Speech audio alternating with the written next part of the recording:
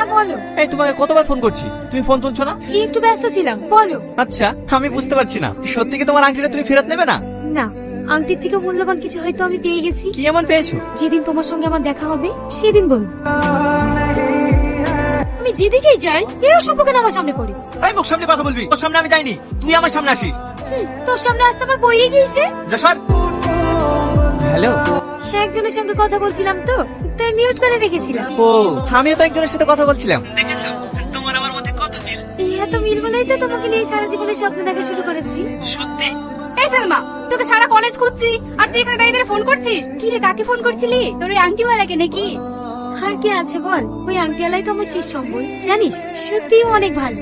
সেটা আমরাও বুঝি, ভালো না হলে কি কেউ এই যুগে সোনার জিনিস ফেরত দিতে চায়? ওসব ছাড়। এই, তোর ভালোবাসার তীর কত দূরে গেলো? ট্রেন স্টেশনে পৌঁছাবো করছে, যদি কোনো অ্যাক্সিডেন্ট না হয়।